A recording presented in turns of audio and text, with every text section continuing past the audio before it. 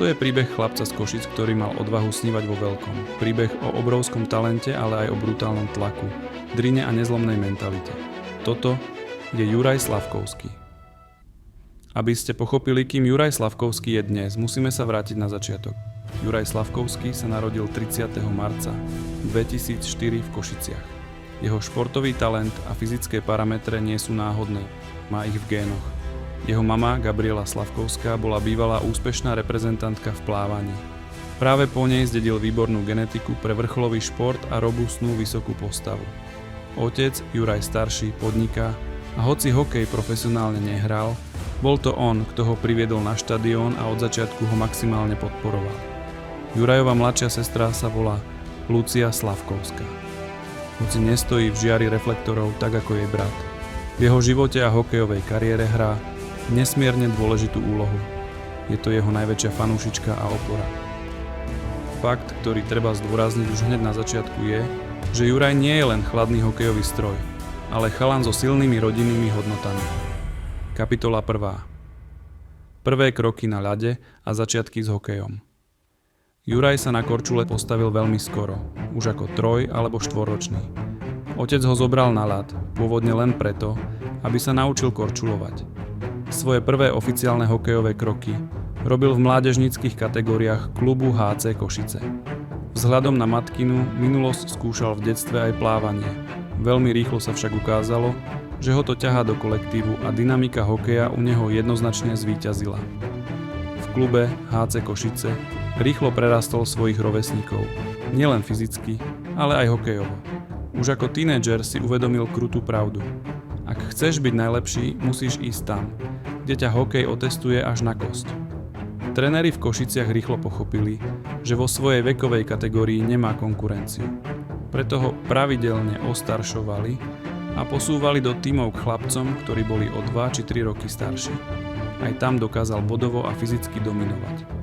Keďže jeho talent presahoval slovenské pomery, bežné štúdium muselo ísť bokom a prispôsobiť sa hokeju. Už ako 14-ročný odišiel zo Slovenska, aby hľadal ťažšiu konkurenciu. Kapitola 2. Odchod z domova. Juraj najprv krátko pôsobil v prestížnej akadémii Red Bull Salzburg v Rakúsku, neskôr hral za dorast Mountfieldu, Hradec Králové v Česku. Ale ani tam mu nestačili jeho kvalitám. Ako 15-ročný zbalil kufre a odišiel do fínskeho TPS Turku. Do krajiny, kde nikoho nezaujíma akýsi talent. Zaujíma ich len to, ako tvrdo makáš. Sám, bez rodiny, v cudzom svete. Pre mnohých by to bol koniec. Pre Juraja to bola škola, ktorá z neho ukovala chlapa. Tieto presuny znamenali, že musel dospieť oveľa rýchlejšie ako jeho rovesníci a školu riešiť často na diaľku alebo podľa individuálneho plánu. Juraj tak neunikol ani pozornosti skautov. Skauti NHL totiž milujú, keď mladý hráč ide do Fínska alebo Švédska. Tamojšie ligy sú defenzívne náročné a učí to mladých hráčov zodpovednosti na ľade. Ak by sme mali ukázať prstom na moment, kedy si skauti začali naozaj medliť ruky, bol to august 2021. Na prestížnom mládežníckom turnaji Hlinka Grecký Cup v Piešťanoch, kde sú tribúny tradične plné skautov z NHL, Juraj hral ako otrhnutý z reťaze. S 9 bodmi v 5 zápasoch doviedol Slovensko k historickému striebru. Čo ich na ňom najviac šokovalo? Jeho profil. Bol to takmer 2-metrový a 100-kilový obor, ktorý ale nemal len hrubú silu. Mal mäkké ruky, elitnú techniku, dokázal tvoriť hru a mal neuveriteľne zdravé sebavedomie. Toto je pre skautov tzv. Profil power forwarda, ktorý sa v modernej NHL hľadá najťažšie. A potom prišiel február 2022, Peking. Mnohí sa pýtali, čo robí 17-ročný chlapec s košíkom na tvári v reprezentačnom A tíme na olympiáde. Odpoveď? Prišiel si podmaniť svet. Kapitola 3. Olympijské hry. Nominácia vtedy 17-ročného Slavkovského na obrovský seniorský turnaj, akým sú zimné olympijské hry, bola obrovským prekvapením a mnohí fanúšikovia, ale aj experti nad tým vtedy dvíhali obočie. Hlavný tréner Craig Ramsay a generálny manažer Miroslav Šatan ho nominovali predovšetkým preto, aby zbieral skúsenosti z ťažkého, rýchleho mužského hokeja. Juraj totiž už predtým v roku 2021 na MS v Rige a v olympijskej kvalifikácii ukázal, že sa seniorského hokeja fyzicky absolútne nebojí a dokáže vyhrávať osobné súboje s hotovými, o 10 rokov staršími chlapmi. Juraj musel pre svoj nízky vek, 17 rokov, hrať na turnaji s celotvarovým krytom, košíkom, čo v kontraste s jeho mohutnou postavou a obrovskými súpermi pôsobilo fascinujúco. Ramsey po turnaji so smiechom a rešpektom priznal: keď som ho na olympiádu bral, hovoril som si, že by bolo fajn, keby dal aspoň jeden gól. No a on dal nakoniec 7. Najlepší strelec turnaja, najužitočnejší hráč celej olympiády a hlavne historická bronzová medaila pre Slovensko. Juraj hral s takou ľahkosťou a sebavedomím, ako by hral s kamarátmi na rybníku za domom. V tom momente skauti NHL prestali písať poznámky. Začali prepisovať rebríčky. Kapitola 4. Draft NHL. Draft sa konal priamo v domovskej aréne Montrealu Canadiens. Znamenalo to, že v hľadisku boli tisíce domácich fanúšikov, ktorí vytvorili atmosféru podobnú skutočnému zápasu.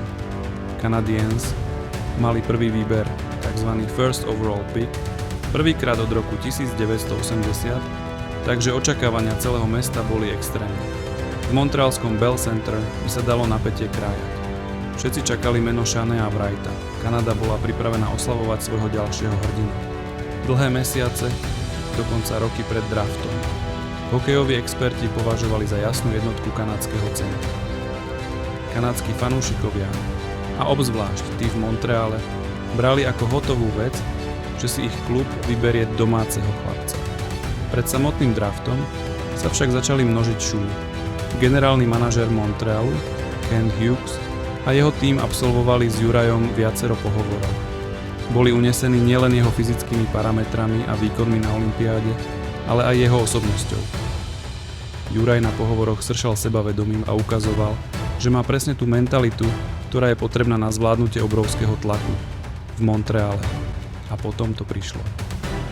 Kent Hughes pristúpil k mikrofónu a vyslovil meno, ktoré navždy zmenilo slovenský hokej.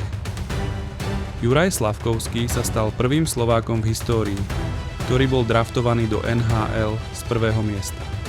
Nastalo chvíľkové ticho, po ktorom nasledoval obrovský hluk, zmes prekvapenia, jasania, ale aj počuteľného bučania od fanúšikov, ktorí boli presvedčení, že zaznie meno Shanea Wrighta. Bol to absolútny šok pre hokejový svet. Juraj, sediaci v obleku na tribúne, ostal ako obarený. Nasledovali emotívne objatia s rodičmi a so sestrou Luciou. Pôsobil vyrovnane a šťastne, ako by si ten tlak vôbec nepripúšťal. Byť draftovou jednotkou je privilégium. Byť jednotkou v Montreale je diagnóza. Je to najhokejovejšie mesto na zemi, kde vás po dobrom zápase nosia na rukách a po zlom vás chcú vymeniť. Kapitola 5. Nástup do NHL. Prvá sezóna bola tvrdý náraz do steny s nápisom NHL. Menej minút na ľade, zvykanie si na menšie klzisko, obrovský tlak médií. A potom zranenie kolena, koniec sezóny. Hlasy pochybovačov začali silniť. Bol to omyl? Je to bust? Kričali titulky. Ale títo kritici zabudli na jednu vec. Zabudli na to 15-ročné chlapča, ktoré samo odišlo do Fínska. Zabudli na jeho mentalitu. Juraj sa nezrútil. Zavrel sa do posilňovne, zmenil dýchanie, upravil korčulovanie a pripravil sa na vojnu. Nový Juraj. Tréner Martin St. Louis ho postavil do prvej formácie k Suzukim a Caulfieldovi. A zrazu to do seba zaklaplo. Slavkovský začal dominovať. Odoberal puky, tvoril hru a hlavne začal nekompromisne skórovať. Stal sa prvým hráčom v histórii Canadiens, ktorý v tínedžerskom veku zaznamenal 50 bodov v sezóne. Rekord Maria Tremblayho, čo bolo 39 bodov, stihol nazbierať ešte ako 19-ročný. Očaril Montreal nielen hrou, ale aj svojou neskutočnou charizmou a úsmevom. Dokázal to. Umlčal kritikov.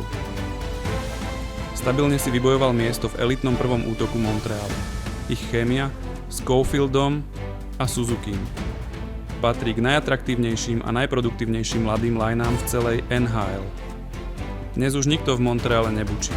Nikto sa nepýta, či bol draftovou chybou. Juraj Slavkovský v lete 2024 spečatil svoju vernosť mestu pod dymiacimi komínmi megakontraktom na 8 rokov.